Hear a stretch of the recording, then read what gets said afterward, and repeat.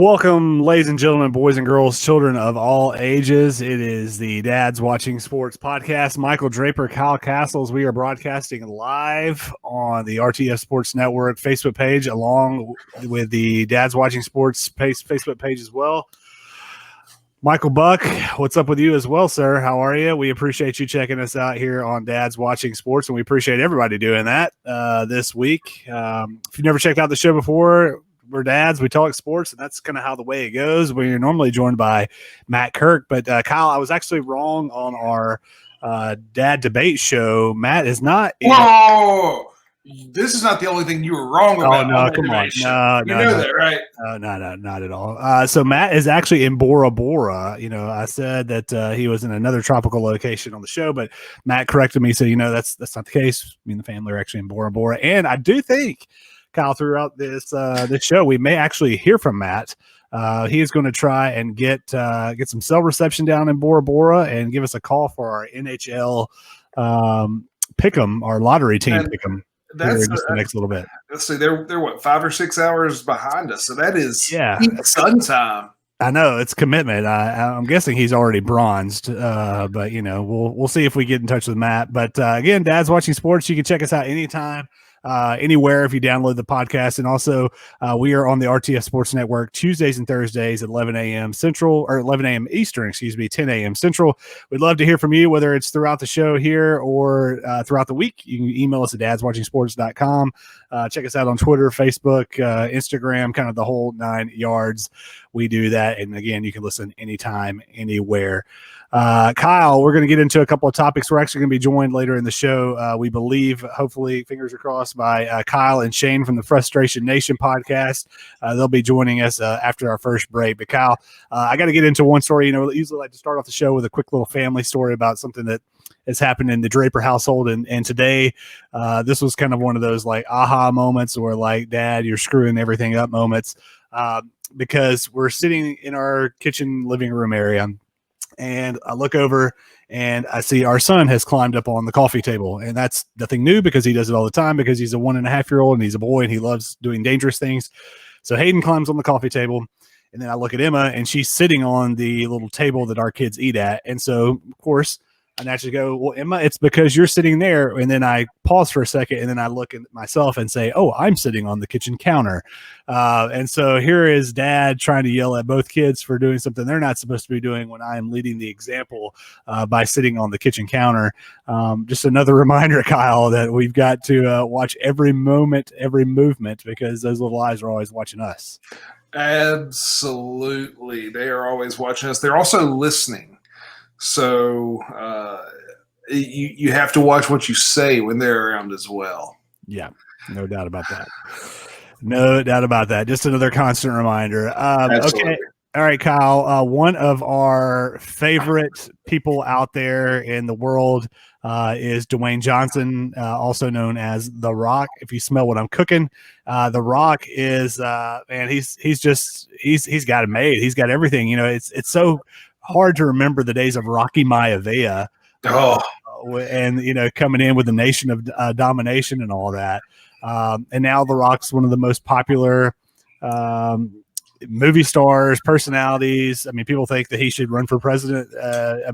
He's one of the most popular people in the world now, which is really hard to believe. But news broke this past week that The Rock and a group along with him are buying the XFL. Kyle, my thoughts to you on the XFL getting the rock bottom. Man, I love the purchase.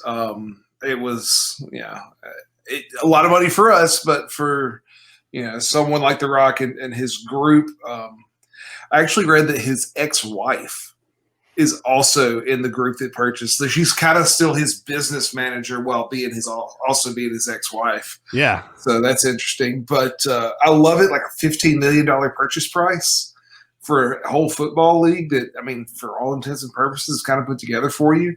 I think we could see a credible NFL alternative in the spring in 2022. Okay. So long as COVID, kind of we can get past COVID in whatever way that looks like.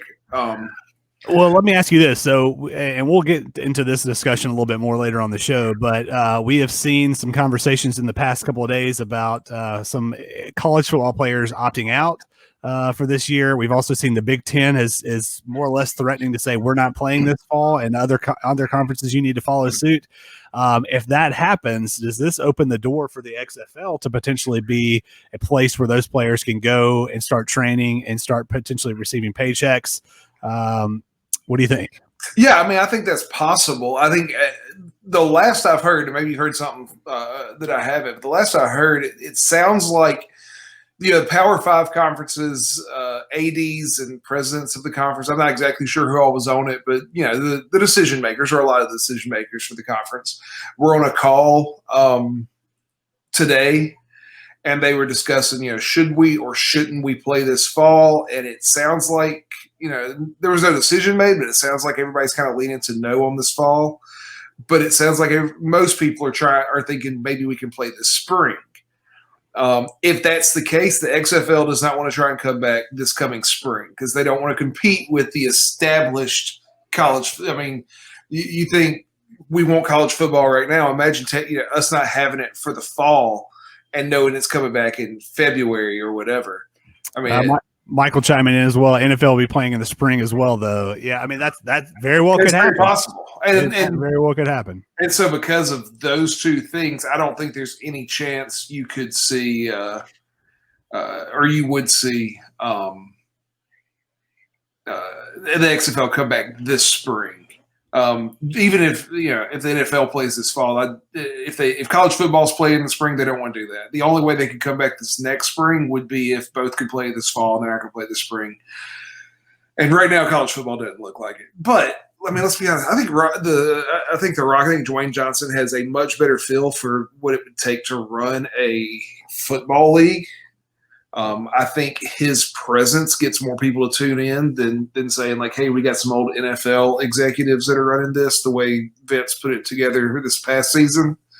And I think we're going to be so starved for sports by the time they do come back. We got a shot at actually getting a credible XFL season. Maybe it's just one, but a credible XFL season. So, Kyle, we have a dial-in from Bora Bora, Matt. Has the internet, man? I can't even imagine the fee that you're going to get for this call from Bora Bora. How are you, Matt? I'm good, Michael. That fee is going to be well worth it. Here's the punishment Kyle's going to get again. There you go. Well, Matt, we appreciate you taking some time away from the family vacay to participate in our NHL team draft lottery, because that's where we're going next here. For those of you that are not familiar with what we've done the past couple of weeks, let me put a little graphic up here on the screen. So we have selected or we've done basically a draft here of our MLB and NBA teams that we are essentially making picks for, where the team who finishes the best or the worst, there comes a punishment for the team who finishes the worst. So there you see it on the screen. Major League Baseball, Kyle got the Dodgers, Matt got the Nationals. Or I'm sorry, Kyle got the Padres, Matt got the Nationals, I got the Dodgers, with the loser having to donate $100 to charity. And with the NBA, the Clippers, where Matt got the Heat, and I got the Nuggets with painted fingernails on the line for that. So we are going to do our NHL picks. Matt, are you excited about this? I am beyond excited. The only thing I'm not excited about is that my Predators had an early exit from the bubble. That they did. That was very disappointing, without a doubt. So, guys, I kind of took the liberty upon myself to come up with our punishment. So the punishment is going to be, once the winner has been determined here, the loser has to record a commercial for this podcast and as well as the Dad Debate Show. And that commercial is going to basically be them saying, hey, I lost. Here's who won, and I am not as good as that person. So that is going to be the punishment for us, which I know we're all very, very excited about. All right, Matt, so I know you're not going to be able to see this, man, but you just kind of hang on here with us, and we're going to pull up our wheel of excitement. So, Kyle, we're going to go with you first. Little cliff notes here. So we've got Columbus and Toronto still playing for that last seed in the East, so we just eliminated them because they're still playing right now. I believe Columbus is up 1-0. So, Kyle, here we go. Let's see who who Kyle gets. Oh, good pick here for Kyle. Oh yeah, the Colorado Avalanche. Oh yeah. Actually, this is really good for me. So, wait. Did you not hear about their goalie? Did we not hear about their goalie? Matt says. Yeah. Did you not hear about their goalie? No, what's that, Matt? No, I'm kidding. There was nothing happening. No, this works. I mean, I'll talk more about it later. But when I was growing up, before I moved to Nashville, became a Preds fan, the Avalanche were the reason I watched hockey. There you go. Forsberg, Patrick Waugh, that crew. So all right. So Matt, you're going next. Here we go, bud. It is spinning. And Matt gets Matt, you're not going to be happy about this. You just talked about the Preds getting put out, and the Coyotes, the Phoenix Coyotes, is who Matt gets for his NHL team moving forward. So, man, you got to root for the team that put your team out, Matt. What do you think about that? Well, I'll tell you one thing, Michael. One thing I've learned in my time is that the Predators beat them in one game. So, if the Phoenix Coyotes win, the Predators beat them while they were hot before the playoff run. X means that the Predators are champions of my heart. There you go. Champions of your heart. That's it's kind of like the champions of life. Shout out to Butch Jones. All right, guys, here we go for my team. Come on, give me the Flyers, or Tampa Bay Lightning. Tampa Bay Lightning. I will take the Lightning without a doubt. So there you have it. There is our pick'em for the NHL. Kyle got the Avalanche. Matt, you ended up with the Coyotes, and I got the Lightning. I think that's pretty good, guys. I think we all have a good shot there, so I'm pretty excited about that. Except for Matt. But, hey, Matt, we appreciate you calling in, man. We will try to reimburse you. Maybe that's a tax write-off for you calling in so far away. But how's the vacation going, we got to ask? Man, it is great. Been out fly fishing. For all those who were wondering today. And Bora Bora. Fly fishing in Bora Bora. That's interesting. Yeah, well, Bora Bora in Colorado is really close, so I can understand how you could get that pretty easy. Okay, gotcha. Fair enough. All right, man. Well, you take care, and we'll look forward to seeing you soon. Yep, I'll see you. Bye. All right, there you go, Kyle. There you have it. Matt Kirk in Bora Bora fly fishing. Who knew that could happen? So cool. I didn't, but good for him. Absolutely, without a doubt.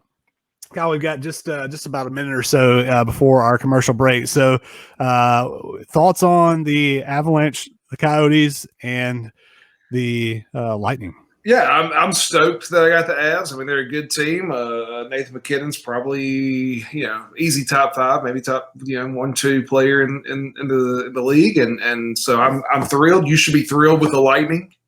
That's a well-run franchise, and they tend to go pretty deep with all their talent. And Matt, I mean, he got the Coyotes, so he will have fun recording that commercial. Yes, he will. And, I think if anything, I think just the fact that, when we saw Matt's way of him kind of selecting our MLB and NBA, we were a little suspect on that. And so I think now we have the legitimate opportunity to get those teams. So, yep.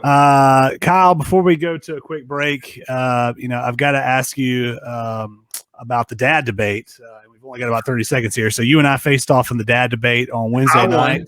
I think that's still subject. If anybody's out there that's listening that actually had the chance to check it out, let us know, and let us know who won the debate if you happen to check it out, and we'll hear that as we come back from our break. We'll get those takes because there's no way you won, Kyle. But it was fun. I mean, it was. And if those of you that are checking out the show that are a part of the RTF Sports Network, we are going to be reaching out to you guys this week to see who wants to go up against Kyle the next time around. So we've got to go to a quick break. We will be right back after the break, and we're going to be joined by Shane and possibly Kyle from Frustration Nation podcast. We'll be right back.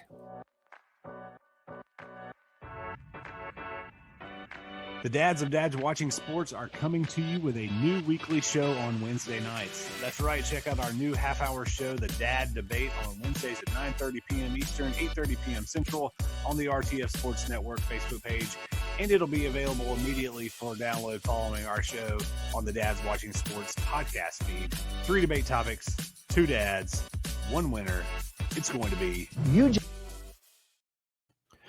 Welcome back to Dad's Watching Sports. It's the show all about national sports topics as well as our lives as dads. Michael Draper and Kyle Castles, as always. Here in just a few minutes, we're going to be joined by Shane from the Frustration Nation podcast, and then Kyle may be joining us from their podcast as well. And actually, it looks like Kyle may be joining us here in just a second. So we'll give those guys just a second to check in, and then we'll have them pop on. But we're looking forward to have them on it. Kyle, their show kind of predominantly focuses on the Detroit teams and the Chicago professional teams. This is why I've got Ford Field in our background. So looking forward to hear from them in the show. But we're going to go ahead and add Shane and Kyle onto the program. And Shane and Kyle, welcome to Dad's Watching Sports. Kyle, first I'll start with you. How are you, man? I'm great. How are you guys? Doing well. Good. Shane, how about yourself? Yeah, good to be here, guys. Thanks. Absolutely. Well, first off, just tell us a little bit about Frustration Nation, where the idea come from, a little bit about the show, and then a little bit about you guys yourselves individually. Yeah, well, I think we'll actually start with the last thing you said, because that's kind of where the show came from. So Shane and I roomed together our second year in college, and from there, our lives have pretty much followed the same path. We both have the same amount of children, and both children have been born within 2 weeks of each other each time. Nice. So we have a little joke going on that if one of us announces, the other one better watch out. Absolutely. That's not a fun joke, man.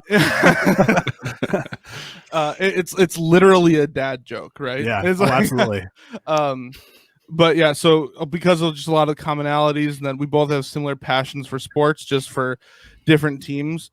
We found ourselves talking sports all the time on the weekends via text and whatever. And so we were like, well, heck, we need to just do this, just talk about it on a podcast, press record, and see what happens. Shane, do you want to add anything? No, for sure. It's just been kind of born out of the conversations we had anyway. And then since then, we've done more of the creative work, but it just started off with just conversations we wanted to have. So, it's been a lot of fun. Yeah, sorry to cut you off there, Kyle, but that's essentially what we've done with this show. I mean, Kyle and I have known each other, Kyle Castles, who's my co-host, we've known each other since the 5th grade. Our other buddy, Matt, we've known each other for a while too. And so, yeah, we talk sports basically all day, every day. We thought, why not? And we're all dads. Why not put this together and do this thing? But go ahead, Kyle. Oh, yeah. I mean, I was just going to say, and for the whole theme of the show, we called it Frustration Nation because I've been fortunate because the Blackhawks have won a lot recently, and the Cubs won in 2016. But nevertheless, I still get frustrated every game a lot. And Shane, being a Detroit fan, has had pretty much nothing but frustration his whole life. Yeah, I've been less fortunate. Yeah.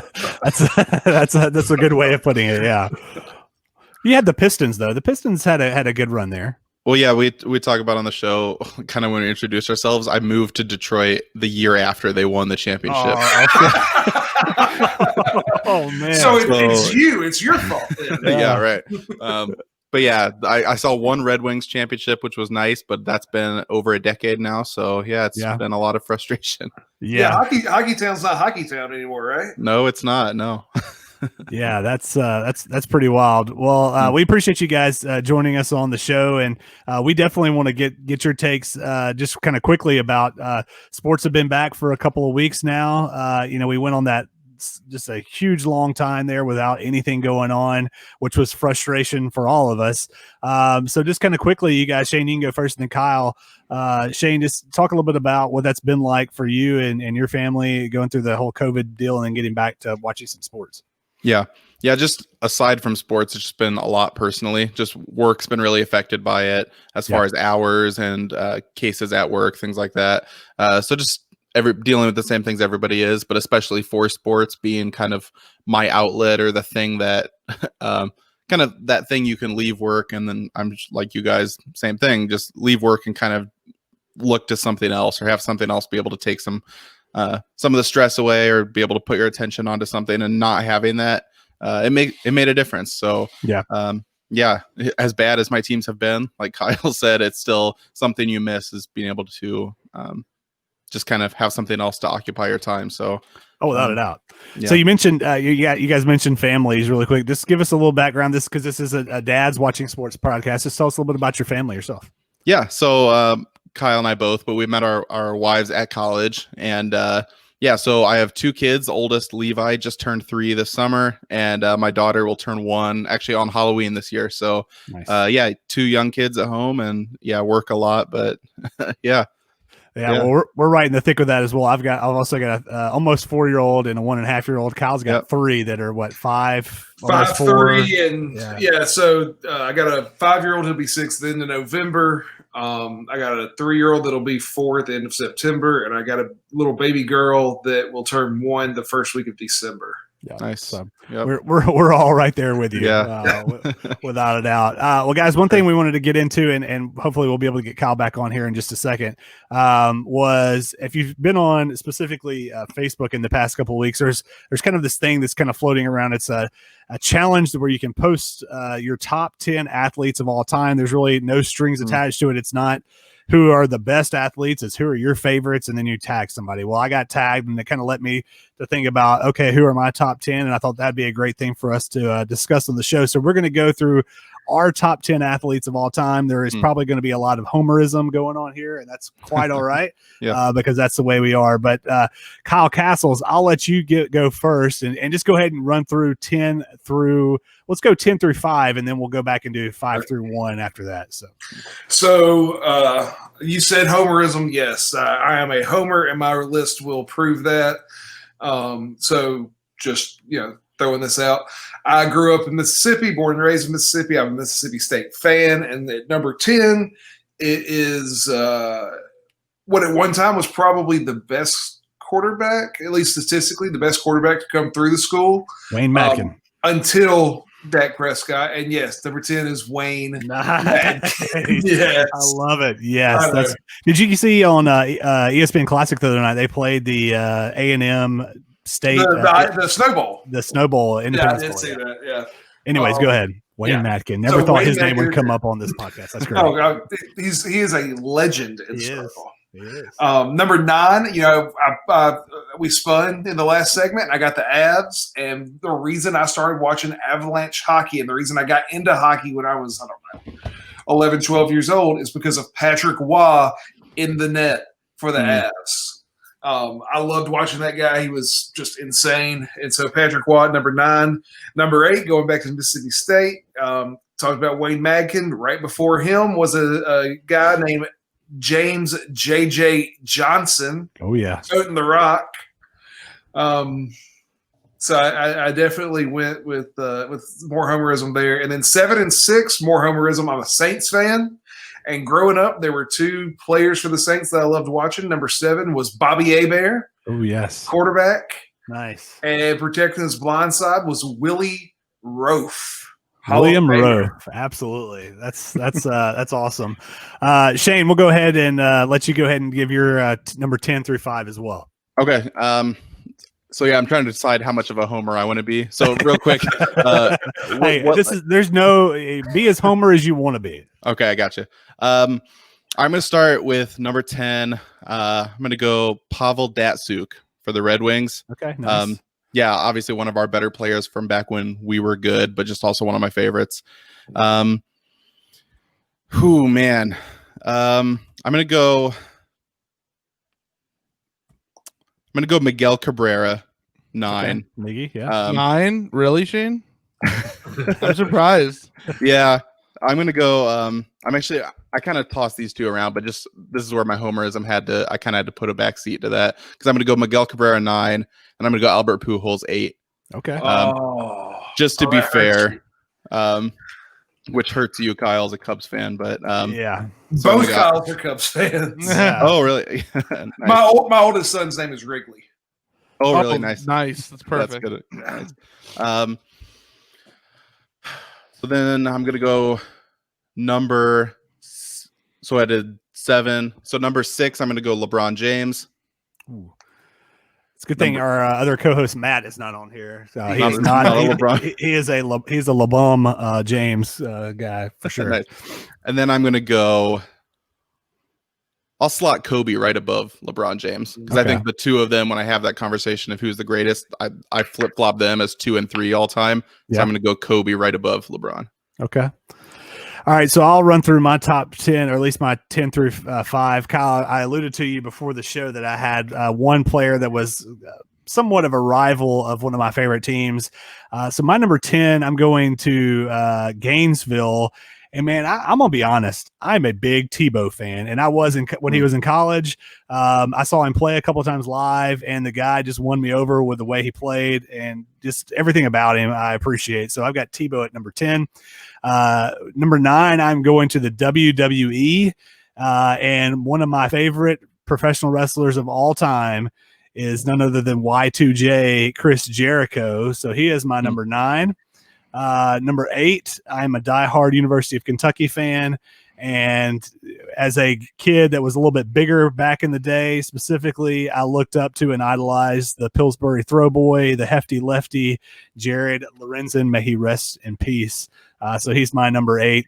My number 7 is Tiger. And that's a little bit of a cop out because I know everybody that grew up that's our age. Tiger was the man during those times, but man, just the way he drew the ratings and just the dominance that he had. Was a big fan of Tiger and still am. And then my number 6, actually somebody, Shane, who played for the Pistons, is Tayshaun Prince. I love Tayshaun Prince, one of my favorite University of Kentucky Wildcats of all time. Do yourself a favor. Go to YouTube and just Google or search Tayshaun Prince versus North Carolina, and it's the best play-by-play call maybe of all time by Bill Rafferty. So that's my number 10 through 5. So, Kyle, what's your 10 through 5 on your top 10 list? Yeah, sorry I cut out there a little bit. It's storming over by me, so I think you're good, man. No problem. But I missed a little bit. You guys were talking about Homer or not Homer, and I went 100% Homer. So awesome, as you should. Hey, there's nothing wrong with that at all. So did I. We embrace the Homerism on their show basically every week. So my mistake here was I numbered them by category, not by necessarily ranking. So let me look at this one quick moment here. And just, if you want to you can if you don't have them ranked by ranking, just give us 5, and then we'll do the next 5 after that. I can do it on the fly. Let's do this. I'm going to go with number 10, Joakim Noah. Oh, okay. Nice. Such a great character. I love his double guns blazing thing he would do. He's the ultimate heel. Yeah, exactly. Number 9, I have Derek Lee. When he played first base for the Cubs. At one point, he would have been my least favorite player because he contributed to the huge 8th inning that happened after the Bartman ball when he was on the Marlins. Yep. In 03. Number 8, I have Corey Crawford. And I didn't become a Blackhawks fan until later when they got really good because they weren't even on TV before then, really. So some of these players are still currently playing, like Corey Crawford. And then number 7, I have Kyle Schwarber because I can't not pick people from the 2016 Cubs.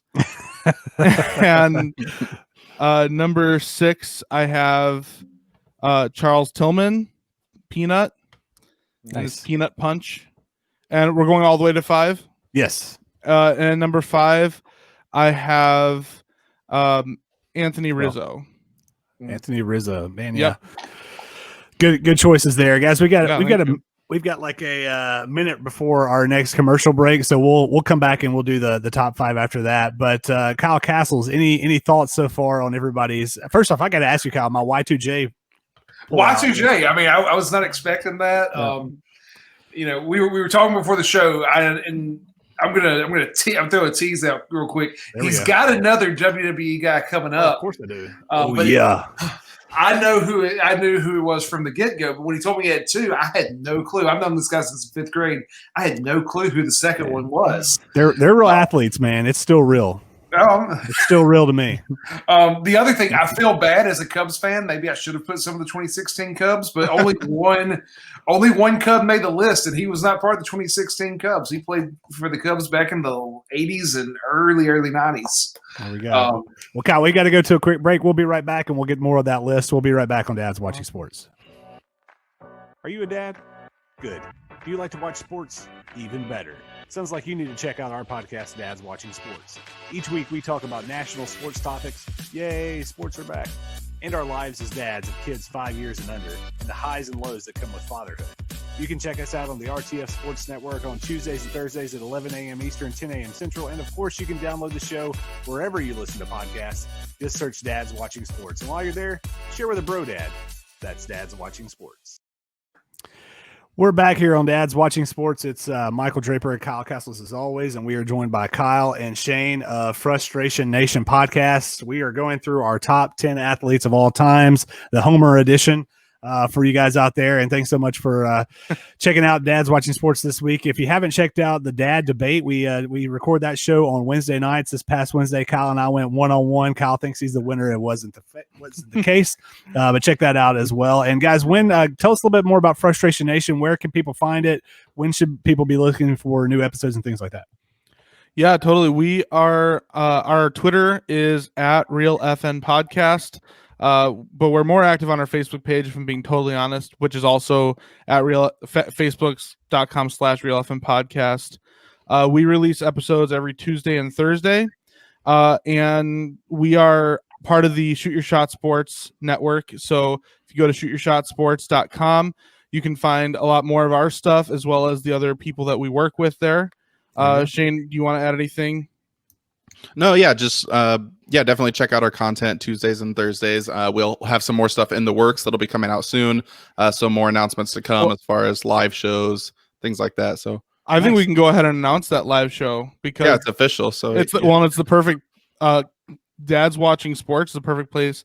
We're coming out with a show called Dad Bod Central. Nice. And that's going to premiere this coming Wednesday is our first episode of that. And it's going to be mostly dad centric just in terms of everything we talk about, but we are going to break down some of the games that we watch because we don't have time usually during our podcast to break down the nitty gritties of games. So we're going to do a little bit of that and a lot of dad talk. Nice. Absolutely. Well, that's definitely cool. I think definitely sounds like something we'll have to take a listen to because of absolutely. Yeah, that'd be great. Pretty pertinent information for us. All right, so guys, before we went to the break, we talked top 10 athletes for each of us. We got through our top six or our bottom six, and we're going to our top five. I'm going to go ahead and run through mine really quickly, and then Kyle Castles, we'll jump to you.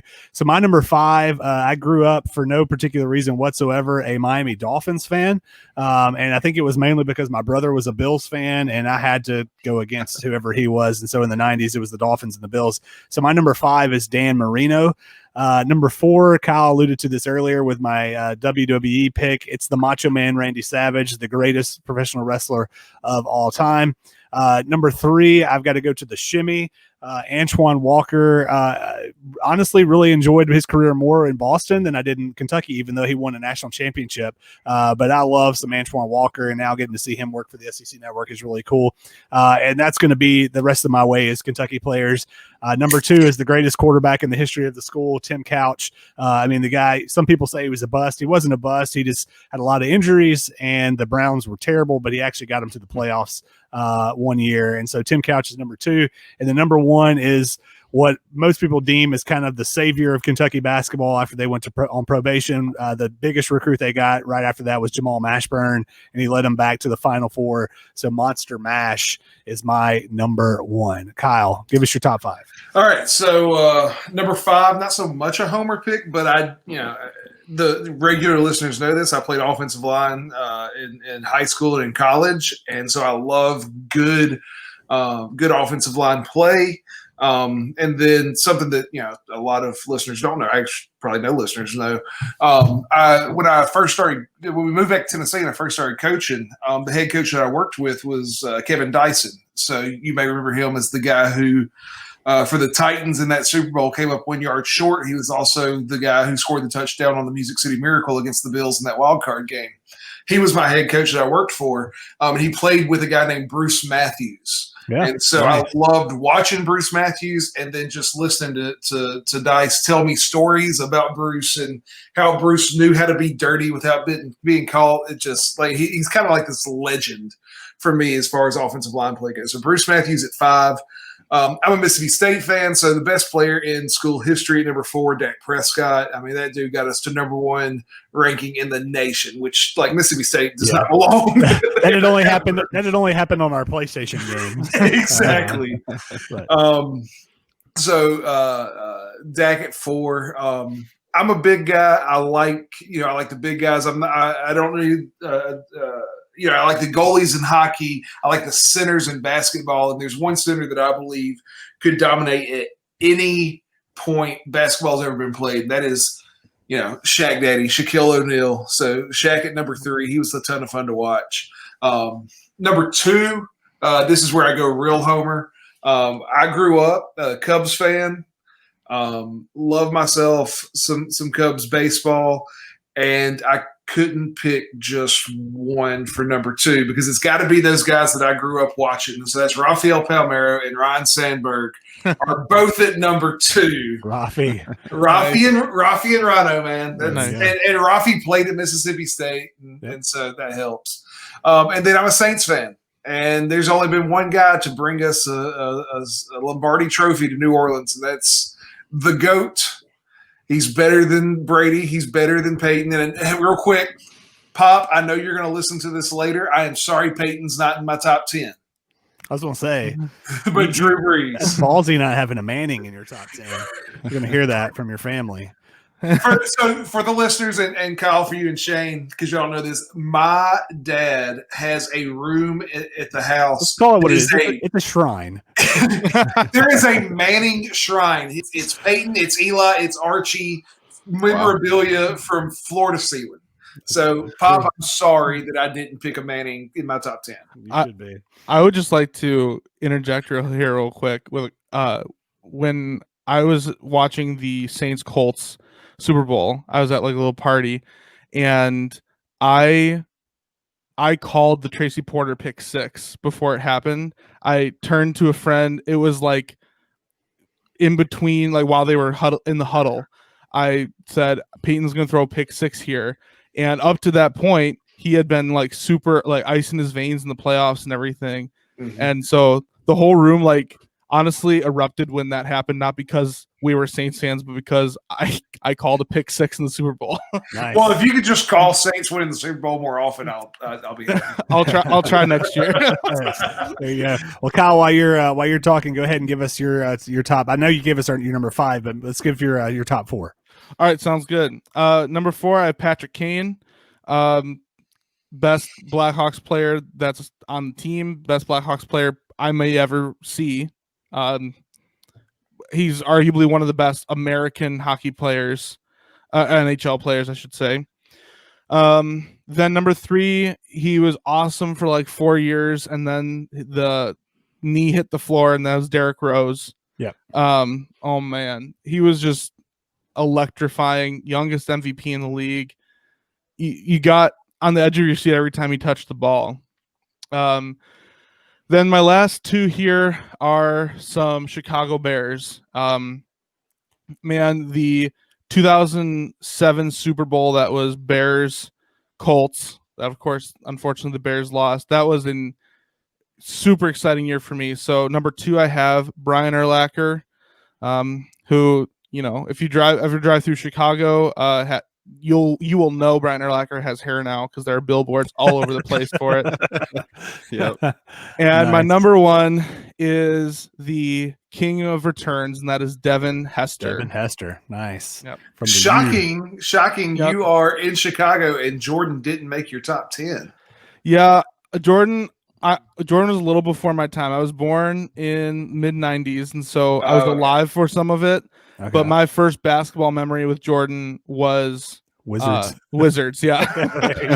Yeah, so, that's easy to forget. Yeah, absolutely. Well, awesome. Shane, let's get your remaining top 5. Well, yeah, sneak peek. Jordan is in my top 5, so I'll cover you on that one, Kyle. Shane, you are a little older than me, so yeah. So I'm going to go number 5, Michael Phelps, because those were like the Olympics that I was more into than any other one, and just for sure. Where he won like 6, I forget how many it was, but yeah, just as far as you talk about Tiger Woods dominating a sport, being the face of a sport, so I'm going to put Michael Phelps 5, Derek Jeter 4. Michigan guy, obviously played for the Yankees, who I'm not a fan of, but always I was able to see him play once in person, and one of my favorite baseball players. As far as not like non-Tigers players. Number 3, Calvin Johnson, best Lion since Barry, at least, maybe all time. But yeah, probably the most talented Lion I'll ever see. Michael Jordan, number 2, just even though he was before my time, just giving respect to his legacy. And then with the 30 for 30 and everything recently, just I'm going to put him in my top 2. Nice. And number 1, I'm going to put Tom Brady, who I think is the GOAT. I know you just said Breeze, but I'm going to put Brady number 1. And he was a Michigan alum too, and I'm a Michigan fan, so that might be part of it too. But yeah, Brady over Stafford, huh? Oh yeah. Just by a little bit. just by a little bit. The greatest Bucks quarterback ever. That's right. Hey, Trent Dilfer, man, brought him a world championship. Well, we appreciate that, guys, going through that. That was fun, and we'll definitely continue to talk through that and post those after the show. So we're going to go through a couple more topics to finish up the show here. So kind of some quick hitters, but other stuff. And we talk a lot of sports on the show, but we also talk a lot about dad stuff. And this was prompted. I'll kind of get into why the question was prompted, but the dad topic being, what do you do with a kid that's kind of like a daredevil and it has no fear and all that?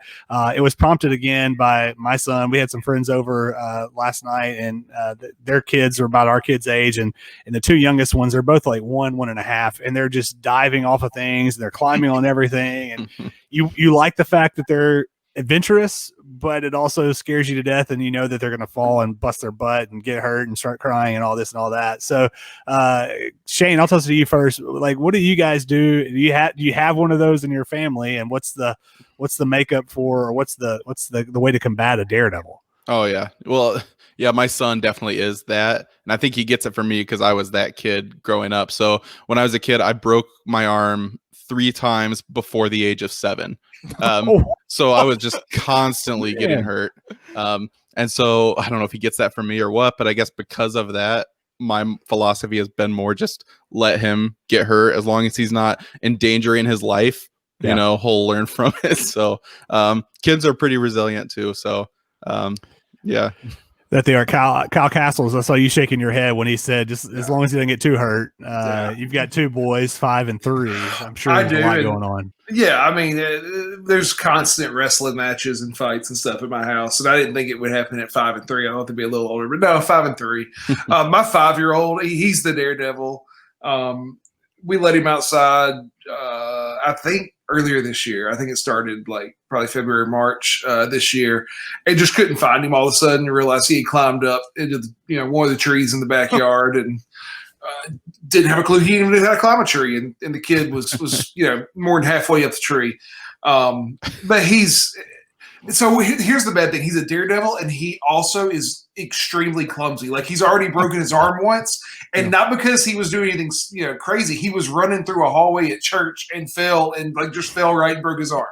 Like, so like a clumsy daredevil. So I try to keep him in my sights because I know he's gonna screw up and fall and hurt himself. Yeah, but at the end of the day, like, you gotta let them fall, you gotta let them get hurt, and as long as it's not gonna hurt them for forever, then it'll be all right. Kyle, what about you? Yeah, I have 2 girls. One is 3, and one will be 1 in October. So I can speak more to the 3-year-old.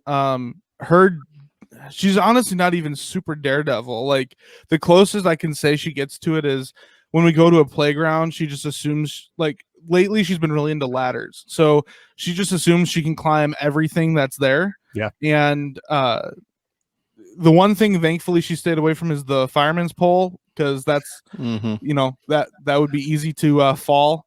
So the other day we were there, and she was trying to climb up to these monkey bars that kind of like swiveled around.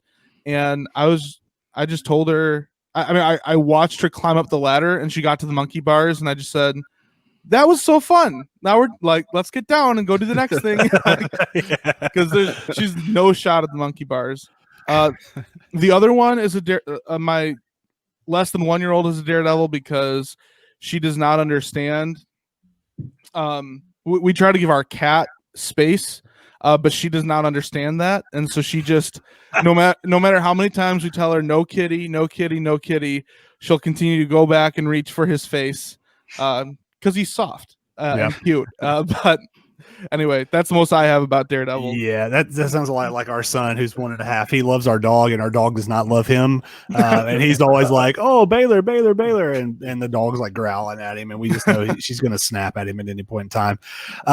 Guys, one thing we don't have a whole lot of time to get on this topic, but I at least wanted to bring it up. Kyle and I've kind of talked about it a little bit at the beginning of the show, but college football, we've had some stuff come out here recently, specifically out of the Big Ten, where they're saying they may not play this fall. The Pac-12 is kind of doing their own thing. It looks like all the conferences are going to play within their conference, but now they're saying that there may not even be college football this fall. Just kind of really quickly, maybe 30 seconds from each of you. Kyle, you can go first. What are your thoughts on that? And will we see college football this fall? That's really interesting. I didn't hear that. It was. I know that I heard the MAC canceled. I don't know what implications that'll have on everywhere else, but it definitely is it's concerning that other conferences are canceling. I'm just hoping that maybe the bigger ones won't, because there's so much money in that, but I might get pushed to the spring. I don't know. I really can't say with confidence one way or the other. Yeah. Shane, what about you? Yeah, I'm concerned, and I think I can see the writing on the wall, because I know how these things snowball. You don't want to be the first big conference now that the MAC has, but I feel like Big Ten is next, and that would be devastating for me as a Michigan fan, because that's the only at least respectable or somewhat relevant team I'm a fan of right now. So, but again, I'd have to keep in mind, if I want there to be football, I don't face any repercussions if things go badly. For athletic directors, coaches, they have tough decisions to make, and so I respect that, but it would suck. Yeah, they really do. But yeah, man, to me, it reminds me all of conference championship week during college basketball season, where one conference canceled their championship tournament, and then it was just like a snowball effect, like you said. And then next thing you know, we had no March Madness. So it's going to be depressing if it happens for sure, guys. The NBA bubble, the Eastern Conference is set. All the teams are set for the Eastern Conference. The West Conference is still wild as ever. Memphis really kind of had a stranglehold on that before showing up to the bubble, but Jackson got hurt, and then they've just kind of crapped the bed, so to speak. You've got the Spurs, the Suns, the Trailblazers, all within like 2.5 games of Memphis there for the final spot, and I believe the Blazers picked up a win today, so they're within a half a game. There's kind of a cool thing that they're going to do. If a team is within a couple of games of the 8th seed, there'll be like a 2-game play-in. So right now, and it looks like that's going to happen, you've got 4 teams: Memphis, San Antonio, Phoenix, and Portland, and you're going to get one bid out of that. Kyle Castles, I'll toss it to you first. Who gets the 8th seed in the West, and do they stand a chance to even beat the Lakers? So there's only one team that I can think of off the top of my head that hasn't lost since we've been in the bubble and been playing, regular season games, and that's the Phoenix Suns. So until they get beat, I'm just going to kind of roll with them and say the Phoenix Suns win it. Do they have a shot against the Lakers? Oh, man, this is crazy time. Sure, they got a shot against anybody. Yeah. Shane, what are your thoughts on the 8th seed in the Western Conference? Yeah, I think it comes down to Phoenix or Portland. I think that you're seeing just like you said, the way that Memphis is kind of limping through these last few games. I think it's only a matter of time till they're past. I really like Damian Lillard, and so I would be interested to see how he would match up against the Lakers. Phoenix has looked great too. I think it's between the two of them, but I think the Lakers, I would obviously pick them to win that series. Yeah. Well, with Portland, I mean, you've got, like you mentioned, Lillard, you got McCollum, you've got a resurgence from Carmelo, and Charles Barkley actually picked not only Portland to make the playoffs, but Portland to go all the way to the NBA Finals. I don't know if they're going to do all that, but I'm actually going to go with San Antonio, though. And the reason is they're a veteran team. Obviously, they've got Popovich, who's the best coach in basketball, and they haven't missed the playoffs in 22 years. So they know how to win when it matters the most. So I'm going with the San Antonio Spurs. Kyle, really quickly, who you've got as the 8th seed for the Western Conference? I feel like all of you have made convincing arguments for each team, and I feel like there is a convincing argument for each team, probably honestly except Memphis, who currently hold the 8th seed. I honestly, before even said that I was leaning Spurs because of the experience, because of the I guess the history, the expectation that they've kind of built up over time. To me, it's Spurs or Blazers. Very good. Yeah, I think it could definitely be it's all four teams have a good shot, and I think it's going to be interesting to see how it kind of plays out, and it's going to play out within the next 3 days, which is exciting, and then we'll get some playoff basketball. Guys, I had a topic about our cereal bracket, so Kyle, I'll kind of get your takes on this quickly. So we are, in the next couple of weeks, we were putting together a 32 team cereal bracket. This just kind of spun out from just a conversation one night when Kyle, Castles, Matt, and I were just sitting around, and I don't think there were sports on, and we thought, yeah, let's have a cereal bracket. So any thoughts on who you would pick as a number one seed, maybe the top 4 seeds, if a cereal bracket were to happen? That's interesting. Well, the very first thing I'll say is that I am far from a cereal fan. Okay. I've never been big on cereal. Like, I don't dislike it really. It's just I never have enjoyed it like a lot of people do. So take that for what you will. That's fair.